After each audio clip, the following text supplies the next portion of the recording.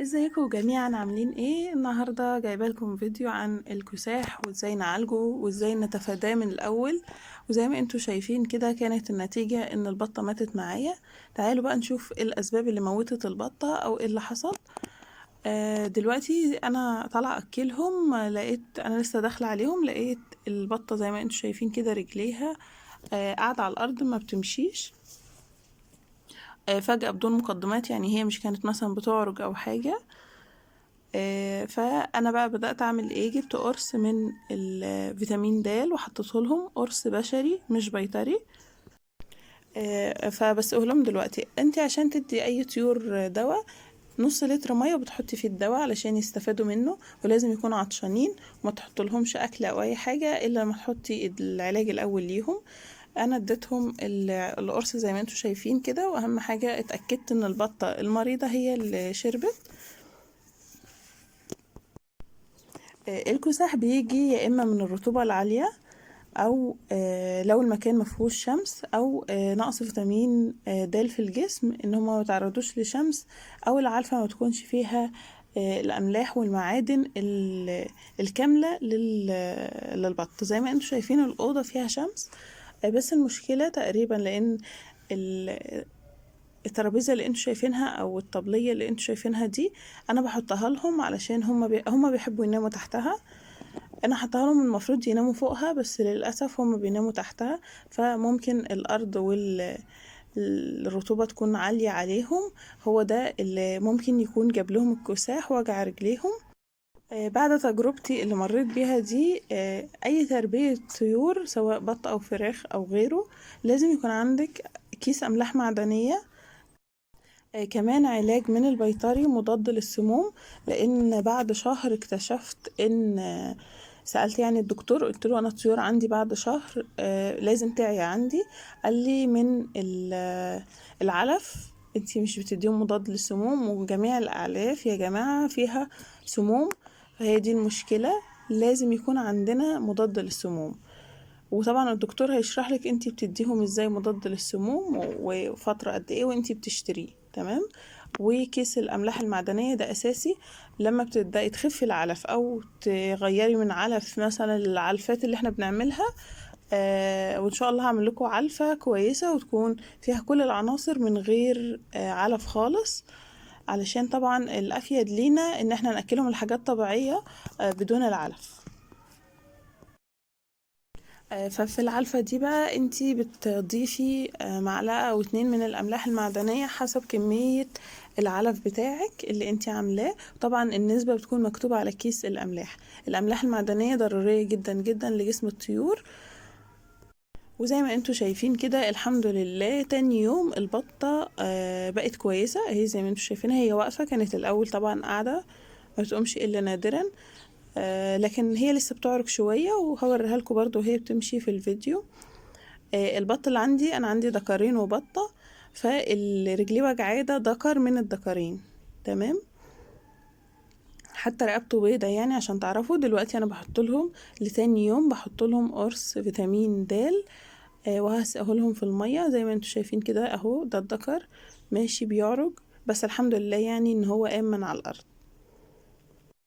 وزي ما انتوا شايفين انا مش مالية السقاية على اخرها، انا حاطة نص لتر مية وحطيت فيه القرص علشان يستفادوا من العلاج. ودلوقتي قدمت لهم بقى العلفة بتاعتهم.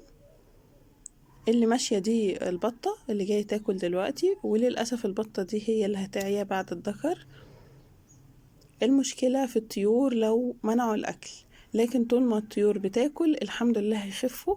لكن الطيور اللي بتمنع أكل للأسف في الآخر هتموت، طول ما هي منع أكل يعني. طبعا لو ما ماتتش من المرض هتموت من قلة الأكل.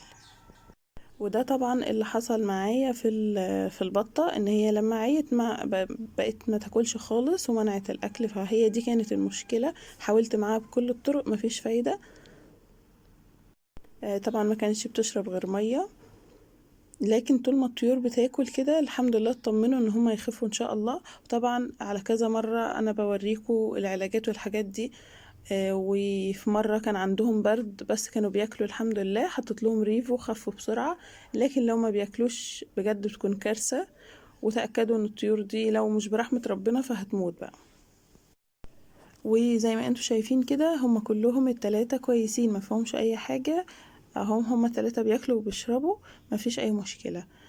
هنشوف بقى البطة ايه اللي هيحصل لها.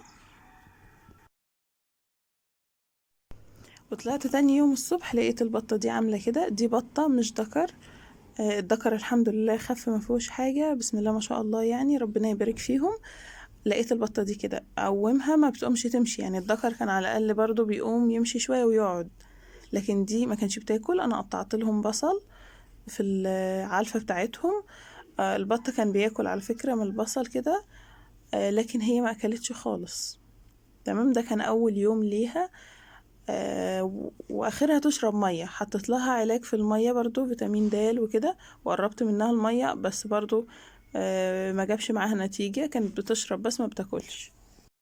البطة دي قعدت معايا عايشة على الشكل ده لمدة اسبوعين بالظبط. طبعا بدأت أول 3 4 أيام تخس لأنها ما بتاكلش خالص. حتى كنت بحاول أقرب لها الأكل مع البط التاني عشان تشوفهم وتاكل زيهم، مفيش فايدة خالص. فحاولت معاها كتير، ما كانش بتاكل للأسف. فطبعا أنا عارفة التصغيط حرام، لو بالإجبار أو عشان أزود وزن أو الحاجات دي. أنا اضطريت أكلها علشان خاطر هي ما بتاكلش خالص، فاضطريت بس ضغطتها كام حبة ذرة كده علشان ما تموتش من الجوع. ما كنتش بضغط عليها في الأكل، يعني ما يجوش مثلا 10 وحدات ذرة.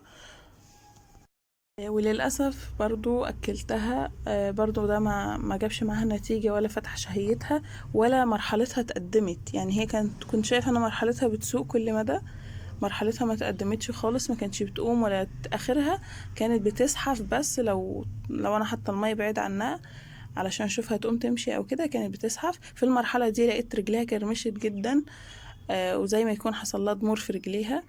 حطيتها في قفص لوحدها، لان في ناس قالوا لي ممكن الرطوبة من الارض، فحطيتها على قفص وحطيت لها مية واكل، وللاسف ما جابش معاها نتيجة برضو.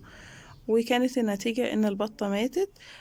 قدر الله ما شاء فعل. بس انا حبيت انصحكم في الفيديو ده ان انتوا لازم الاملاح المعدنية ومضاد للسموم من الاساسيات اللي تكون موجودة معاكم في اي تربية طيور، علشان ما يحصلش اي مشكلة. وانا بوريكم بس الفرق بين البطة البطة السليمة والبطة اللي مش سليمة. ان هي واقفة على القفص، لكن التانية ما كانتش بتتحرك خالص وكانت قاعدة. كمان يا ريت ما تخلوش الطيور بتاعتكم تقعد على الارض، علشان ده ممكن يأذيهم، وخاصة في الشتاء. الفراخ لو انت حاطين لهم قفص او حاجة، الفراخ بتحب تقعد على حاجات عالية، لكن للأسف البط لأ. كنت حاطاله الترابيزة، كان بيقعد تحت الترابيزة مش فوقها. وزي ما انتوا شايفين كده للأسف البطة ماتت، وقدر الله ما شاء فعل. أصلا أي تربية لازم يكون فيها نافق، مفيش أي مشكلة يعني، بس احنا لازم نتعلم. والحمد لله انه مش مرض معدي يعني الكساح، لكن الأمراض المعدية لازم تعزلوهم بسرعة. وكده الفيديو بتاعي انتهى النهاردة، والسلام عليكم ورحمة الله.